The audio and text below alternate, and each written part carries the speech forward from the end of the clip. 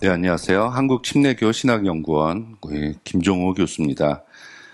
오늘은 이스라엘 역사 그 7번째 시간으로 다윗 시대에 대해서 한번 살펴보는 시간을 갖도록 하겠습니다.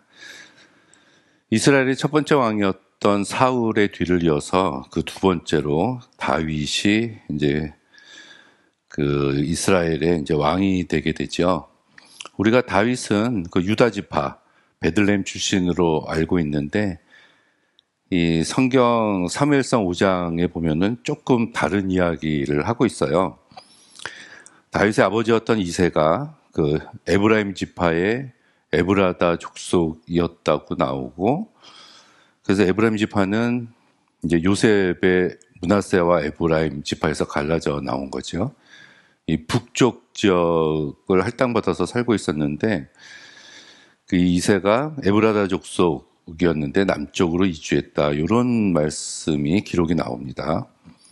그래서 이 북쪽에 있었던 사람들이 다윗에게 와서 우리는 당신의 고륙입니다, 이런 언급이 사무엘상 5장 1절에 나와요.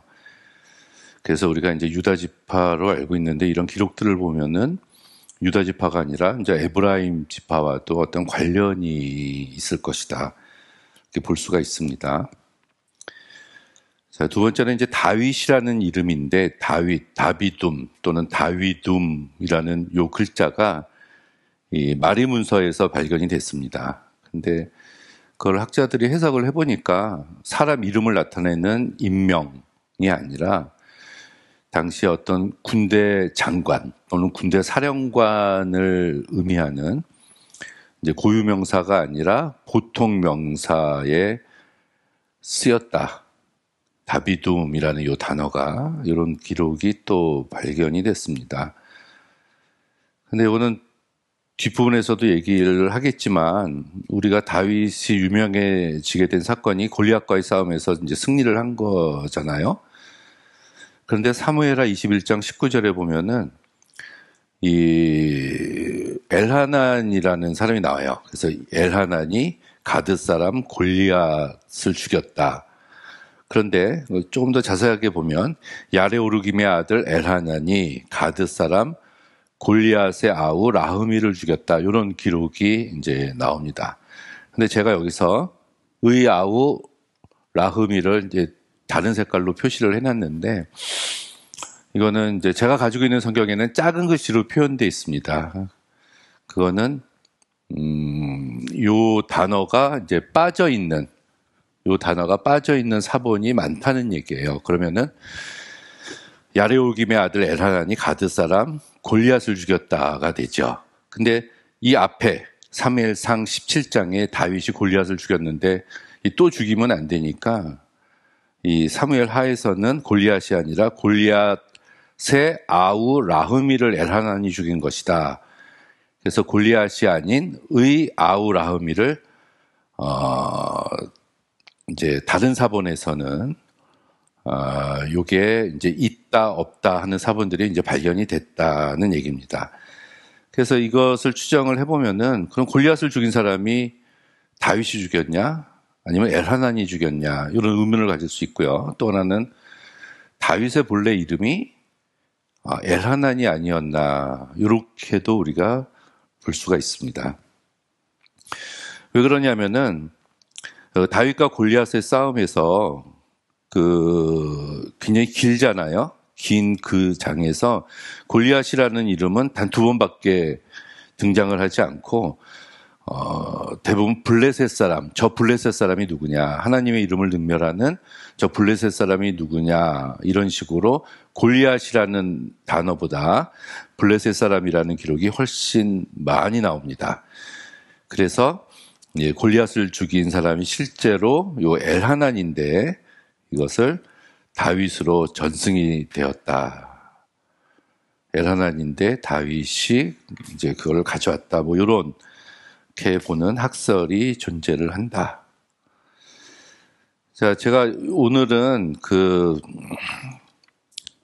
아주 재미있는 그 영화가 나와서 이제 소개를 해드리려고 합니다.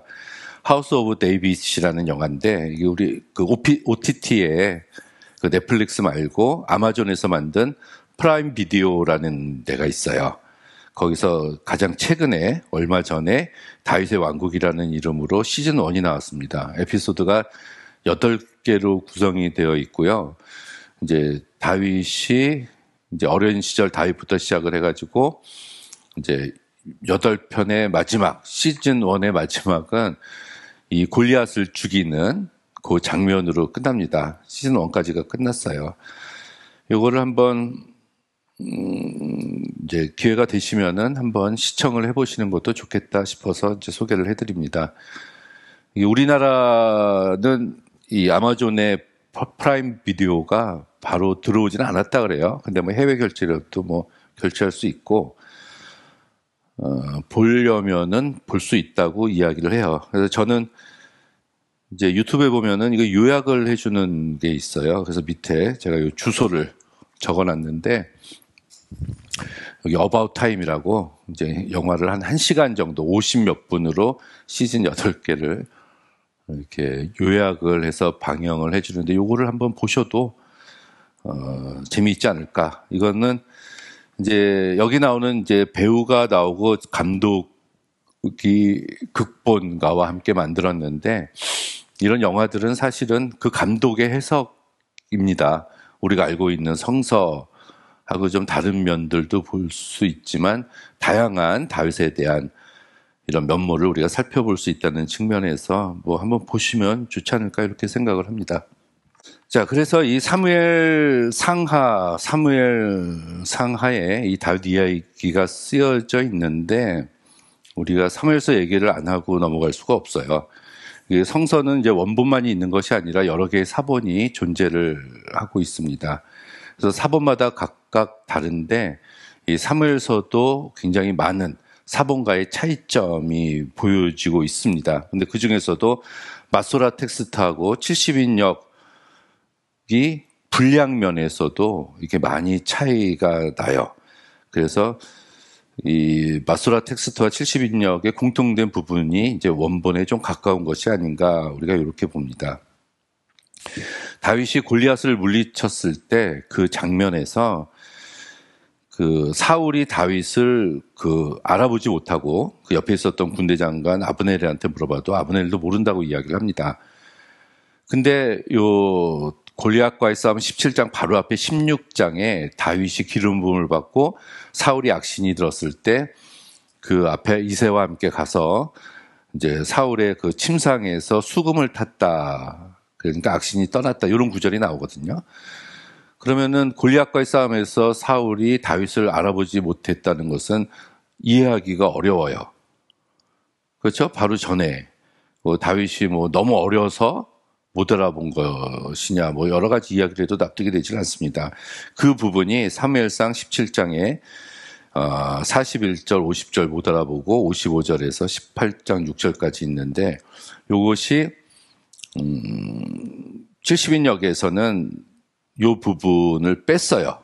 뺀 게 훨씬 더 이제 자연스럽게 스토리가 연결된다고 봤기 때문에 그렇습니다. 이것처럼 이 사본들마다 아주 많은 차이를 사무엘서는 특히 가지고 있다라는 것을 우리가 발견을 할 수가 있습니다. 또 하나는 다윗이 골리앗을 죽인 다음에 그 머리를 다윗이 예루살렘으로 가지고 올라갔다라는 기록이 나오는데 근데 사실 그 당시에 예루살렘은 이스라엘과 또는 다윗과 아무런 연관이 없는 도시였습니다. 당시 예루살렘은 여부수족이 차지를 하고 있었고요.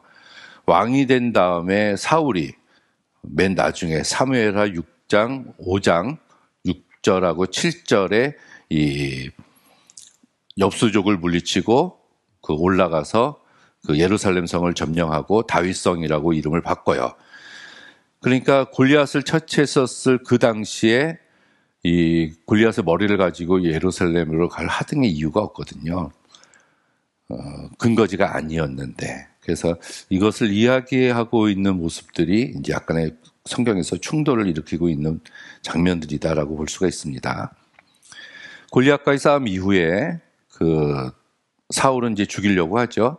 사울이 죽인 자는 천천히요, 다윗이 죽인 자는 만만히요, 이런 이야기 때문에.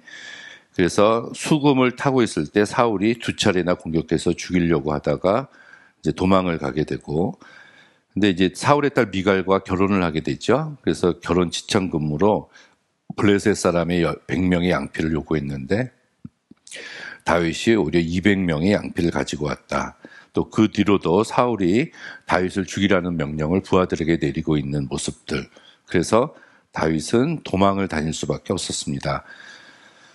그래서 이제 골리앗과의 싸움 이후부터 사무엘상 31장 끝날 때까지, 사무엘상 18장에서 31장까지는 이제 다윗이 사울을 피해서 도망 다니는 이야기들이 계속해서 나와요.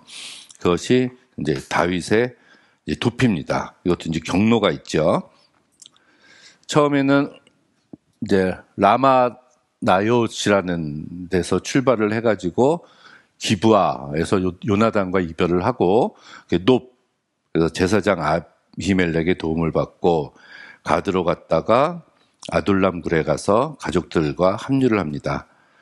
그리고 모압의 미스베, 헤레 숲을, 그일라, 십과 황무지 이런 곳을 거치면서 나가는데 처음에는 요 라마에 있다가 여기서 라마에서 노브로 갔다가 이제 가드로 가서 이제 이렇게 여기 와서 여기서 한참 머물다가 다시 이렇게 가서 마지막에는 이제 가드로 갔다가 이제 시글락에 가서 정착을 하게 되는 이런 모습을 보여주고 있어요. 근데 의외인 것은 다윗이 도망다니는 곳마다 사울이 기가 막히게 알고 찾아옵니다. 요즘과 같이 무슨 GPS나 추적 장치가 있었던 것도 아닌데 이런 것을 놓고 보면은 아마 사울에게 와서 이 이스라엘 백성들이 이제 보고를 했을 거예요. 고자질을 해서 다윗의 은신처를 알려줬기 때문에 다윗이 계속해서 도망다닐 수밖에 없었다라고 볼 수가 있고요. 결국은 도망다니다가 다윗이 간 곳이 이스라엘의 그 당시에 가장 큰 원수였던 이 블레셋 가드왕 아기스에게 가고, 가드왕 아기스가 이 시글락이라는 성을 줘가지고 이 시글락이라는 성에 거하게 됩니다. 이것이 다윗의 도피 경로예요. 이렇게 도망다니는 동안에 다윗은 시편을 많이 썼다라고도 볼 수가 있겠죠. 처음에는 한 400명 정도가 다윗을 따라다녔습니다. 이들은 환난당한 자, 또 빚진 자, 원통함을 가진 자, 그래서 법적, 경제적 기반을 상실한 자예요. 당시에 요즘도 그렇지만 아버지가 죽으면은 그 재산은 첫째, 둘째, 셋째 정도까지 돌아가면 될까요? 넷째, 다섯째, 여섯째는 아버지의 재산을 물려받을 수가 없습니다. 다윗은 몇 번째 아들이었어요. 이제 사무엘상 16장에 보면은 사무엘이 이새의 집에 그 왕으로 기름 부어 왔을 때 7명의 아들을 지나치면서 그 선택을 하지 않았다는 장면이 나오고 또 없냐 했을 때 8번째로 등장한 게 다윗입니다. 그러면은 다윗은 8번째 아들이거든요. 그럼 8번째 아들은 부모로부터 물려받을 수 있는 게 없습니다. 요즘도 그렇지만 당시엔 더 그랬죠. 그래서 좋게 말하면은 이제 개인 용병대지만 이게 어떤 도적대의 한 무리들의 우두머리가 됐다라고 볼 수가 있고, 다윗과 같은 형편에 처했던 사람들이 이제 의지하기 위해서 다윗에게 몰려들었다는 것으로 볼 수가 있습니다. 또 가족들과 같이 다녔다는 것을 보면은 이제 더 우리가 그렇다고 볼 수가 있겠죠. 이 처음에 400명이었었던 이 무리가 시간이 지나면서 600명까지 이제 늘어났다고 이렇게 이야기를 하고 있어요. 자, 마지막에 블레셋 가드의 왕이었던 아기스에게 망명해서 시글락에 정착을 하는데, 그때 정착해서 있었을 때 이 다윗은 조그만 전쟁을 수행하고 그때 전쟁에서 승리했을 때 유다 지파 장로들에게 선물을 보냈다, 이런 기록들이 나옵니다. 이것을 놓고 보면은 계속해서 유다 지파와 이제 줄을 대고 있었다라는 것을 알 수가 있고요. 요 시대에 블레셋의 5왕들이 연합을 해가지고 드디어 이제 사울 왕과 최후의 결전을 치릅니다. 길보아 산에서의 전투였죠. 이때 다윗도 참여해 주기를 원했어요. 굉장히 곤란한 일이었겠죠. 입장이었겠죠. 다윗이. 그런데 블레셋의 다른 왕들이 다윗이 배반할 것을 두려워해서 돌려보냅니다. 그래서 다행히 다윗이 그 전쟁에 참여하진 않았고 그 길보아 산의 전투에서 사울과 세 아들이 이제 전사를 하게 되는 사무엘상 31장하고 사무엘하 1장에 그 내용들이 자세하게 기록되어 있는 것을 우리는 알 수가 있습니다. 이 시글락에 그래서 다시 돌아왔을 때 아말렉 족속들이 쳐들어와서 이제 많은 재물과 가족들을 납치해간 그런 사건이 있어서 다윗이 또 쫓아가서 그걸 다시 찾아와 가지고 돌아오는 그런 이야기들도 여기서 이제 나오고 있죠. 드디어 이제 사울이 세 아들과 세 아들이 이제 전쟁에서 죽자 이제 다윗이 유다 지파로 돌아와서 왕이 돼요. 그래서 처음에는 이 유다의 왕으로 헤브론에서 7년 반 동안 다스리고 다윗의 네 번째 아들이었던 이스보셋이 죽자 이제 유다와 이스라엘을 통일해서 자신이 왕이 돼서 33년 동안 통치를 합니다. 그래서 다윗의 통치 기간이 약 한 40년이었다라는 건 33년하고 요 7년을 더해서 나온 연도라고 볼 수가 있습니다. 사울의 세 아들이 모두 죽었지만 네 번째 아들이 있었어요. 그게 이제 이스보셋이었거든요.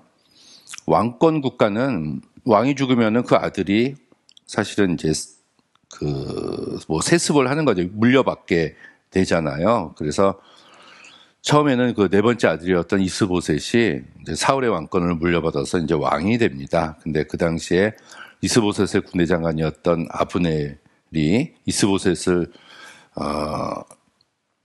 아브넬이 죽고 그 아브넬의 부하들이 이제 이스보셋을 죽여서 그 머리를 다윗에게 가지고 와서 항복을 합니다. 그때 다윗이 이제 그들을 죽이죠. 그래서 이제 다윗은 굉장히 슬퍼했다. 이런 이야기가 나오는데 아무튼 이 사건을 통해서 이제 사울 가문의 왕권이 다윗에게 완전히 이제 이양이 됩니다. 사울의 자손이 이제 다 죽었다라고 볼 수가 있죠. 이제 리스바 사건도 우리가 나오지만 다윗이 이제 결혼을 해가지고 자녀들을 많이 낳는데 첫 번째 부인이 사울의 딸 미갈하고 결혼했잖아요. 근데 요 바로 뒤에 6장에 그 법궤 운반하는 사건이 나오고 그때 이제 미갈이 다윗이 법궤 앞에서 옷을 벗고 춤추는 것을 보고 조롱했다. 근데 그때 미갈이라고 표현하지 않고 사울의 딸 미갈이라고 나옵니다. 그것은 사울 가문은 여호와의 법궤를 보고 조롱하고 이 다윗 가문은 여호와의 법궤 앞에서 막 옷을 벗고 춤출 정도로 기뻐했다라는 것을 대비시키려는 표현으로 보이고요. 그 이후로 다윗이 미갈을 가까이 하지 않았다. 그러니까 아이를 낳지 않았다 그런 얘기예요. 사울의 부마, 사위였잖아요. 그래서 미갈을 통해서 아들을 낳게 되면은 그 아들이 사울의 왕권을 물려받게 됩니다. 그래서 다윗이 그것을 알고 미갈에게서 자녀를 출산하지 않습니다. 왕이 된 이 다윗은 일단 그 벳산 성벽에 이제 걸려 있었던 사울과 세 아들의 시체를 밤에 가서 가져다가 장사 지낸 길앗 야베스 족속에게 다가가서 너희들이 잘했다라고 칭찬을 해요. 근데 이 장면은 이제 다윗의 어머니 외척이 이 길앗 야베스 족속이었기 때문에 사울의 외척 가문이었던 친인척이 인척이죠. 인척 가문이었던 길앗 야베스 족에게 가서 이제 내가 이스라엘의 왕이다. 사울이 아니고 이제 다윗이 내가 왕이다라는 것을 알렸다라는 데 의미가 있습니다. 바로 왕이 된 건 아니라 이제 사울 가문을 지지하는 이 이스라엘 지파 세력들이 있었어요. 그들이 계속해서 다윗에게 저항했다는 모습이 나오고, 또 하나는 그 요나단의 아들 무비보셋이라고 등장합니다. 그래서 성서에 보면은 다윗이 그 무비보셋은 되게 잘해주고 데려다가 상 위에서 같이 먹었다, 이런 장면이 나오거든요. 그러니까 요나단의 아들 무비보셋과 같이 식탁에 앉아서 식사했다. 굉장히 잘해줬다라는 것으로도 보이지만, 우리가 달리 해석을 해보면은 가까이 두고 이제 감시했다라고도 볼 수가 있습니다. 근데 무비보셋은 이 절뚝발이었다, 이렇게 나와요. 근데 신체에 결함이 있는 자는 사실 그때 왕이 될 수가 없었습니다. 그래서 그것을 충분히 알고 있었던 이 다윗이 이제 혹시 모를 일을 대비해서 곁에 두었다. 자, 요 얘기는 열왕기하 마지막에 그 느부갓네살에 의해서 포로로 잡혀간 유다의 마지막 왕, 직전 왕이었던 여호야긴이 포로로 잡혀갔을 때 감옥에 있다가 이 느부갓네살이 꺼내줘서 이제 식탁에서 같이 밥을 먹었다, 이런 표현이 한 번 더 나옵니다.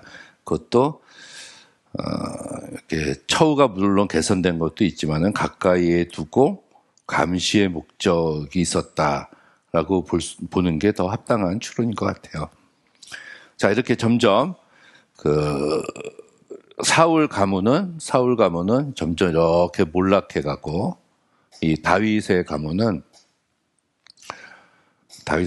점점 이렇게 흥하게 돼서 이 사울의 가문이 없어지고 다윗의 가문만 남아서 남북 두 번째 이 통일 국가의 왕으로 이 등극하게 된 것을 우리는 알 수가 있습니다. 그냥 재밌으라고 한번 그려봤어요. 자, 요 얘기가 사무엘상과 사무엘하에 나오는 요 이야기가 똑같이 역대상 10장에서 20장까지도 그 모습을 이야기를 하고 있는데, 이제 요 신명기 역사가인 사무엘서하고 역대기적 역사서인 이 역대기하고의 모습이 같은 사건을 두고도 이제 달리 표현되어 있는 것을 우리는 많이 찾아볼 수가 있습니다. 이것은 나중에 시간이 되면 한 번 더 정리를 하려고 해요. 일단 역대기서는 포로 후기에 쓰여진 것이기 때문에 똑같은 시대적인 배경을 담고 있지만 서술 방식이 완전히 틀리고요. 이제 한마디로 다윗의 긍정적인 모습만 역대기에선 다루고 있다. 부정적인 모습은 생략하거나 제외를 했어요. 그래서 다윗의 긍정적인 면만 강조하고, 이제 사울과의 갈등이나 골리앗 사건, 또 점진적으로 왕권이 사울 가문에서 본인에게 이양되는 이런 것들은 생략돼 있고요. 또 바세바 사건이나 압살롬의 반란, 또 뒤에 솔로몬과 아도니아가 이제 왕이 쟁탈전을 벌이는 이런 이야기들도 다 제외시켰어요. 이 모든 것들은 역대기 역사서의 신학적인 의도가 있기 때문에 이렇게 한 것이다라고도 우리가 볼 수가 있습니다. 자, 이 말씀을 드리는 이유는 성서가 같은 이야기 시대를 이야기하면서도 그 신학적인 의도 때문에 다르게 서술되어 있는 부분을 우리는 찾을 수가 있다라는 얘기예요. 그렇다면은 단순한 역사적인 이야기만 성서가 다루고 있는 것이 아니라 그 속에 담긴 신학적인 의도와 뭐 하나님의 뜻, 이런 것을 발견하는 작업이 우선되어야 된다라고 볼 수가 있습니다. 자, 왕이 된 다윗이 드디어 이제 예루살렘을 정복해요. 사무엘하 5장에 나옵니다. 이 예루살렘은 남한국 유다와 북한국 이스라엘, 남쪽과 북쪽을 경계하는 전략적으로 굉장히 중요한 요충지라고 볼 수가 있죠. 예루살렘은 가보신 분들은 알겠지만은 굉장히 높은 곳에 위치를 하고 있습니다. 또 성이 되기 위해서 가장 중요한 것은 물인데, 기온샘이 있었고, 또 그 실로암 터널, 실로암 비문 있죠. 그걸 통해 가지고 물을 얻을 수 있는 그런 위치도 있었어요. 요게 한 신석기 시대, BC 한 3000년부터 사람이 살았던 흔적들이 발견이 됩니다. 그것은 이제 살기 좋은 곳이었다는 얘기고요. 또 한 1900년대부터는 이제 요새화된 도시라고 볼 수가 있어요. 이 천연 요새였습니다.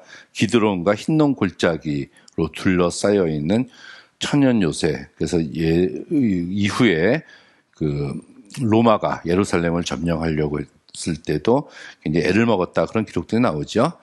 그래서 이 예루살렘이라는 곳은 그 이집트의 저주 문서나 아바르나서 신, 아시리아 비문, 또 메르네타 스텔라에서 이야기하고 있는 이런 데에도 이 예루살렘에 대한 기록들이 굉장히 이제 자주 등장을 하고 있어요. 우리 성서에서 처음 등장한 것은 그 멜기세덱한테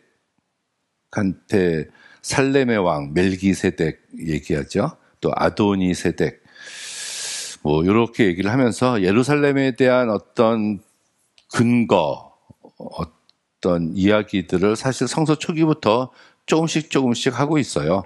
근데 이제 후기에 와서 다윗 이후에 다윗 언약으로 실현된 시온, 그래서 예루살렘 언약, 시온 신학이 생기면서 예루살렘은 굉장히 이제 중요한 유대인들의 어떤 성지로 발전이 됩니다. 그러니까 성서가 쓰여질 당시의 예루살렘은 굉장히 성스러운 곳이었어요. 그렇다면은 이곳은 아주 예전 창세기 아브라함 시대 때부터 범상치 않은 곳이 바로 예루살렘이었어라는 흔적이 발견이 돼야 됩니다. 그렇게 해서 쓰여진 것들이 종종 등장한다, 뭐 이렇게 보시면 될 것 같습니다. 다윗도 예루살렘 성을 점령하는데 만만치 않았어요. 그 여부수족이 다스리고 있었는데 이들은 우리가 소경과 절뚝발이어도 용맹한 너희들이 쳐들어와도 우리는 충분히 이 성을 방어할 수가 있다라면서 이야기할 정도로 천연 요새였습니다. 그때 다윗은 그 수갱, 물길, 이제 터널을 통해서 예루살렘을 점령했다, 이렇게 나와요.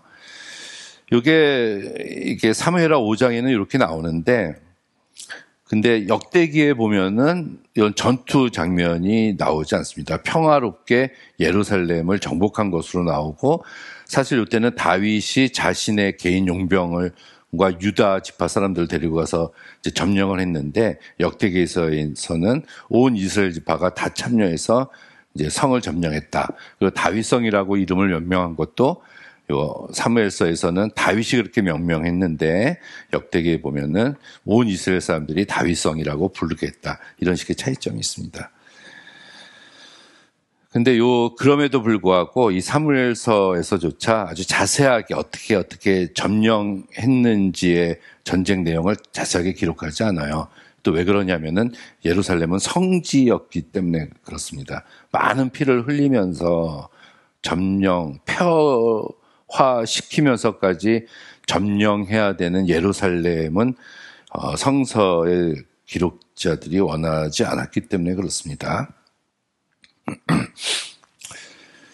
사실은 이게 하나님의 선택, 첫 번째는 뭐 하나님의 선택이죠. 사울을 버리고 하나님께서 다윗을 선택하셨다. 뭐 여기에 뭐 아무런 이의를 제기하지 않지만 사회비평적으로 우리가 보면은 이제 다윗이 쿠데타를 벌인 거거든요. 쿠데타를 벌여서 뭐 자기가 사울을 죽인 건 아니지만 그 아들 이스보셋이 있음에도 불구하고 다른 지파가 왕권을 이제 차지하게 된 거예요. 본래는 베냐민 지파였는데 다윗 지파가. 그래서 그 뒤에 이제 지금까지 이어졌다고 볼 수가 있거든요. 유다 지파, 다윗의 후손들이. 그래서 이제 유다 지파가 이제 중요하게 대두를 하고 결국은 12지파 중에서 이제 살아남은 지파는 유다 지파라고 봐야 되고요. 그럼 성서를 누가 썼냐? 유다 지파가 썼다는 얘기예요. 어떤 역사 기록은 승리자의 기록이기 때문에 유다 지파에 대해서 좋은 내용을 사실은 쓸 수밖에 없어요. 그래서 다윗에 대해서 좋게 얘기를 하려는 의도가 곳곳에서 보입니다. 그래서 쿠데타의 흔적을 지우고 싶었어요. 그래서 사울은 나쁜 왕. 어쩔 수 없이 다윗이 왕이 될 수밖에 없는 이유. 그리고 다윗은 훌륭한 왕.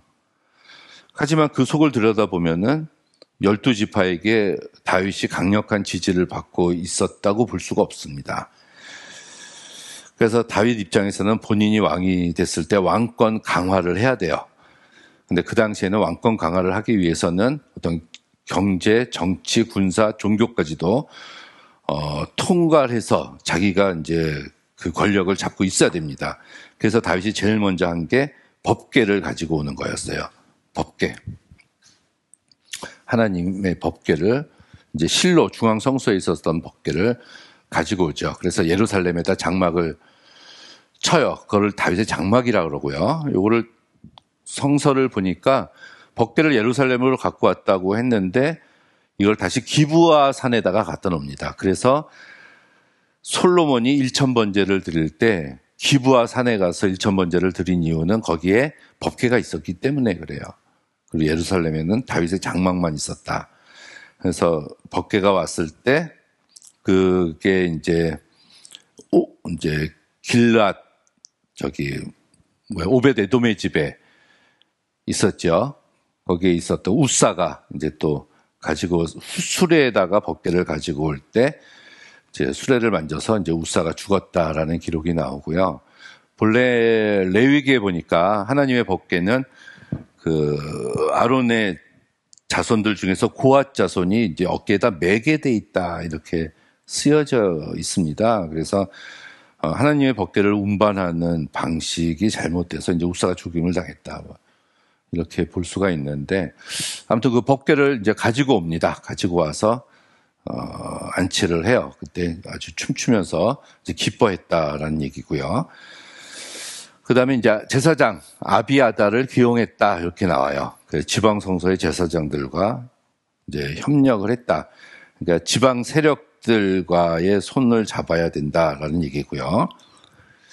그리고 레위 제사장을 활용해서 베들레헴 헤브론의 레위 제사장들을 채용해서 유다 지역과 연결을 하고 또 중요한 것 중에 하나는 요 사독 제사장이라는 게 또 나와요. 이게 지금 종교적인 측면인데 이거는 예루살렘 우리가 이제 밧세바 소개할 때 해쪽 속 우리아의 아내 그 밧세바라고 이야기를 하거든요. 그걸 보면은 밧세바도 유력한 집안의 딸이었는데 예루살렘에 있었던 유력한 집안 해쪽 속의 딸이었다는 얘기예요.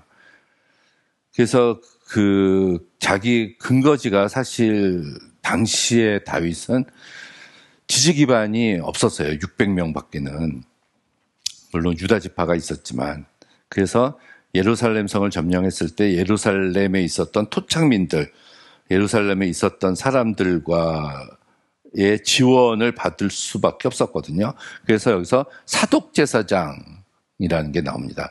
본래 제사장은 그 아론 계열로 하게 돼 있잖아요. 모세가 세운 아론 계열인데 이 사독 계열의 제사장들이 다시 등장을 하게 돼요.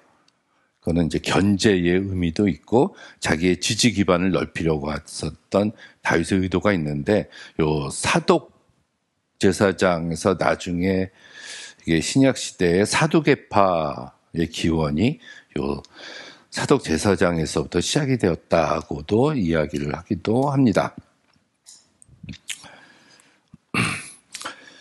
당시에 왕이 되면은 제일 처음에 하는 일이 지방, 주변 국들과의 전쟁에서 승리하는 일이었어요.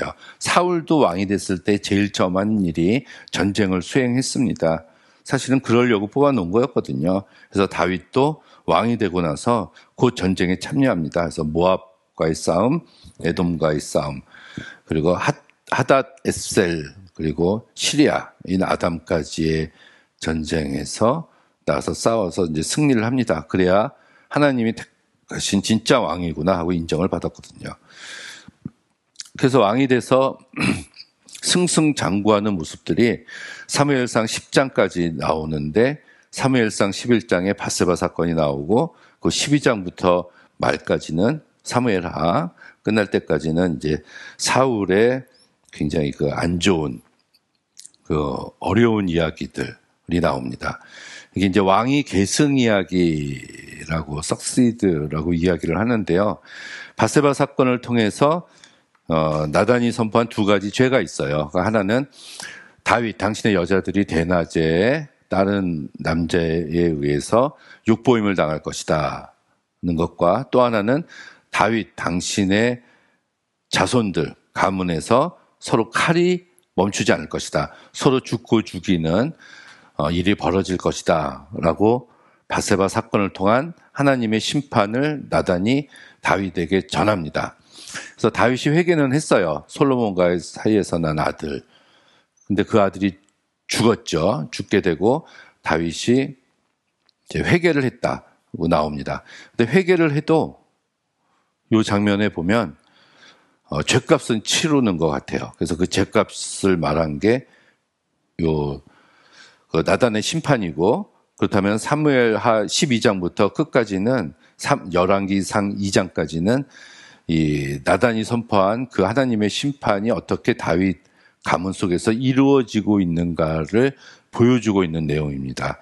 이것을 놓고 보면은 굉장히 무서워요. 하나님이 철저하신 분이시고 심판이 아주 무서운 분이시다 는 것을 발견을 합니다. 처음에 암논이라는 첫째 아들이 있었어요. 다윗의 첫째 아들 암논이 있었고, 그 다음 달메 왕 구술이라고 해서 거기에 딸이 낳은 그 압살롬과 여자인 다말이 있었습니다. 이제 뭐 왕자들이 굉장히 많았어요. 근데 첫 번째 아들이었던 암논이 이 다말이라는 배다른 그 공주죠. 그 누이를 좋아했어요. 그래서 억지로 범합니다. 그리고 다음날 아침에 문 밖으로 버리고 문을 다 잠궈버려요. 이 사실을 알게 된 압살롬은 다말과 같은 어미에게서 나온 이제 그런 이제 형제였습니다. 오빠고 뭐 누이 동생이었겠죠. 그래서 이것을 본 압살롬이 가만히 안 놔두겠다. 그리고 4년 동안 벼러서 그 양털 깎는 축제가 있었을 때 그 첫째 이제 왕이 서열 첫째였던 암논을 이제 죽이고 이제 도망을 갑니다. 그래서 이제 3년 동안 있다가 그 요압이 데리고 옵시다 뭐 해가지고 이제 압살롬이 왔는데 다윗이 쳐다보지도 않았다 이렇게 나오고, 그랬더니 압살롬이 반역을 꿈꿉니다. 반역을 꿈꿔서 이제 반역을 일으켜요. 그때 이제 이스라엘 지파 사람들이 합류했다 이런 구절들이 나오거든요. 근데 예루살렘 성을 빼앗기고 다윗이 피난길에 올랐을 때 자기 후궁들을 놔두고 갑니다. 그때 압살롬이 그 첫 번째 나단의 심판의 예언대로 그 여자들을 범하게 되고, 그리고 이제 다윗은 이제 도망갔다가 마하나임이라는 곳에서 마지막 압살롬과의 전투를 벌였을 때 압살롬의 머리카락이 이제 나무에 걸리고 요압이 죽이고, 이렇게 해서 다윗이 승리하고 다시 돌아오게 돼요.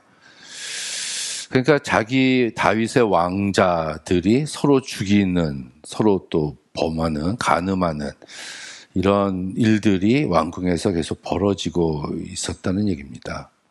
거기서 끝이 아니라 열왕기 상에 보면은 이제 솔로몬하고 아도니아, 이제 그렇게 됐을 때 왕위 서열 개혁이 이제 서열이 그 아도니아가 왕이 되는 서열이었습니다. 그때 이제 다윗이 이제 늙었고 이제 처녀 아비삭을 집어넣는데 어떻게 하지 못하는 것을 보고 아도니아가 자기가 왕이 됐다 이렇게 이야기하잖아요. 그때 나단하고 바세바가 가서 이제 솔로몬을 왕으로 시켜달라 뭐 이렇게 얘기를 합니다. 그래서 다윗이 그것을 허락해요. 그래서 솔로몬이 왕이 되니까 이제 아도니아를 솔로몬이 죽입니다. 그래서 솔로몬이 왕이 돼요.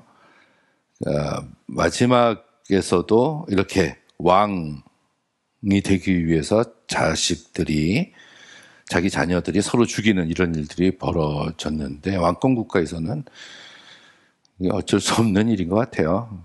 한 사람이 세 형제가 아들이 셋이 있으면 아들이 셋이 있는데 하나가 왕이 되면 하나는 우리나라 조선시대 때도 하나는 절에 들어가야 되고 하나는 미쳐야 돼요. 그래야 살아남습니다. 세종대왕이 그렇게 됐죠. 삼형제 중에 하나가 왕이 되면은 하나는 미쳐야 되고 하나는 절에 들어가야 된다. 사실 이 앞부분을 이렇게 읽어보면은 성서에 사무엘 상하를 아무리 뒤져봐도, 역대상을 아무리 뒤져봐도 다윗이 솔로몬에게 다음 자리를 물려줄 것이다라는 언급이 나오지 않습니다. 근데 나단하고 밧세바가 사무엘상 1장에 가서 다윗 당신이 예전에 솔로몬에게 왕위를 물려준다고 이야기를 하셨습니다. 이렇게 이야기를 해요. 근데 그런 얘기를 한 적이 없는데, 그래서 아무튼 이제 솔로몬이 왕이 되는 이런 이야기로 다윗의 말년은 끝이 나게 됩니다. 다윗은 그 유다 지파 이스라엘 역사에서 가장 뛰어난 그런 인물이라고 이야기하는데 누구도 이의를 제기하지는 않습니다. 구약 성서에서 언약이 2개가 나오는데 하나가 이제 출애굽한 다음에 시내산에서 하나님과 계약을 맺는 시내산 계약이고요. 또 하나가 요 다윗 계약이라고 있거든요. 다윗이 하나님을 위해서 집을 지으려고 했는데 하나님께서는 나를 위해서 집을 짓지 말아라. 너는 전쟁에서 피를 많이 흘렸으니까 네 아들이 집을 지을 것이다. 대신에 내가 너를 위해서 집을 지어주겠다. 그래서 너의 집은 영원히 없어지지 않을 것이다. 요게 이제 다윗 계약이라고 나옵니다. 제일 중요하죠. 17장에 나오는.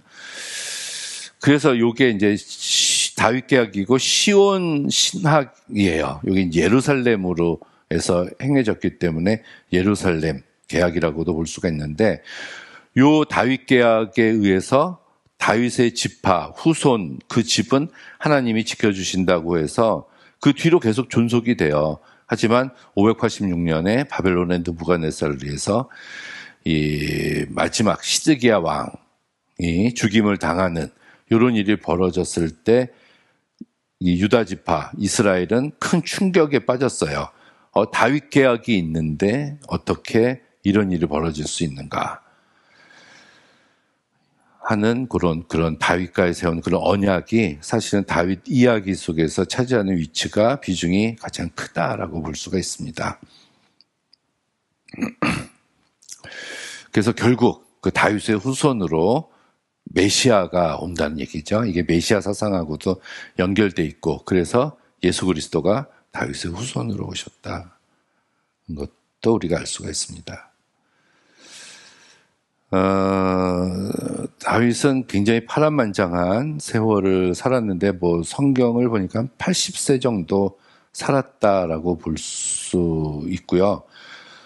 그래도 그 시편에 곳곳에 나와 있는 그 시편을 다윗이 썼다면 그 시편의 흔적을 통해서 다윗의 고난, 아픔, 슬픔, 또 하나님과의 만남에 있어서 다윗의 어떤 감격, 그의 신앙, 믿음, 이런 것들을 우리가 충분히 엿볼 수 있는 것이라고 볼 수가 있습니다.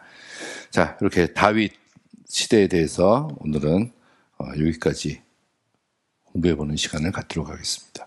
네, 감사합니다.